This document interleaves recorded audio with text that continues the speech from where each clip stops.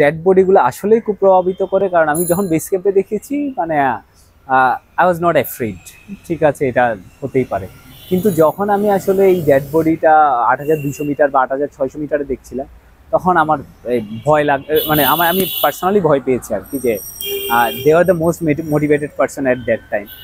ওদের এই পরিণতি, এবং এখানে বেশিরভাগ ক্ষেত্রে আপনার হাত থাকে না, প্রকৃতি ডিসাইড করে। তো এটা ডেফিনেটলি ইম্প্যাক্ট ফেলে। এইটা এভারেস্টের লক্ষ্য অভিযান অলমোস্ট আসলে 2 মাসের একটা অভিযান। আমি দেশ থেকে যাত্রা শুরু করছি 1 এপ্রিল, আর আমি লুকলা বলে যে জনপদ, যেখান থেকে আসলে এভারেস্ট বেস ক্যাম্পের পথে হাঁটাটা শুরু হয়, সেখানে পৌঁছাই 4 এপ্রিল, আর সেদিনই হাঁটা শুরু। এবং আমি বেস ক্যাম্পে অনেকগুলো ছোটোখাটো জনপদ পেরিয়ে বেস ক্যাম্পে পৌঁছাই 10 এপ্রিল। এরপরে যে সময়টুকু, যে লোকে জানতে চায় কেন এরকম 2 মাস লাগবে একটা অভিযান, তো এরপরে সময়টুকু হচ্ছে অ্যাক্লামাটাইজেশন বা অতি উচ্চতায় নিজেকে খাপ খাইয়ে নেয়। তো সেটা করতে হয় পরের সময়টুকু থেকে।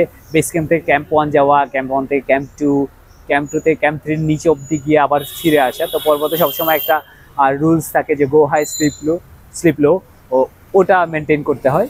তো এটা করতে গিয়েই এই মূল সময়টুকু লাগে। আর আমি হচ্ছে এই অ্যাক্লামাটাইজেশন রোটেশন শেষ করে আমি ক্যাম্প ফাইনাল সামিট পুষে বেরোয় আসলে 15 তারিখ রাতে।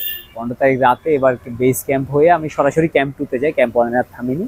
দেন ক্যাম্প 3 ক্যাম্প 4 হয়ে আমি পৃথিবীর সর্বোচ্চ চূড়ায় হচ্ছে আমি ছোঁয়ার সুযোগ হয় 19 মে নেপাল স্থানের সময় 8টা 20 মিনিটে।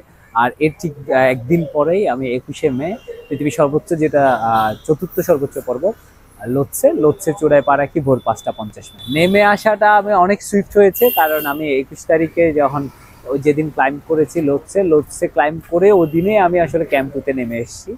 অনেকে বেশিরভাগ লোকজন আবার ওই দিন ক্যাম্প 4-এই থেকে যায়। তো আমার তখন একটু তাড়না কাজ করছিল যে নিচে ফিরে যাওয়া, এবং উপরের ক্যাম্পগুলোতে আসলে খাবার দাবার একটু অসুবিধা হয়ে যায়, যে খুব হাই অল্টিটিউড ফুড এবং অ্যাপিটাইটও থাকে না। নিচে নেমে আসলে আপনার খিদাটাও বাড়ে, এবং হচ্ছে এবার নিচে আসার একটা তো তাড়না থাকে। এবং 22 তারিখে আমি ঠিকঠাক একদম সুস্থ শরীরে বেস ক্যাম্পে পৌঁছে যাই। তো বড় কোনো অবস্টেকল আমি লোৎসের ক্ষেত্রে ফেস করিনি।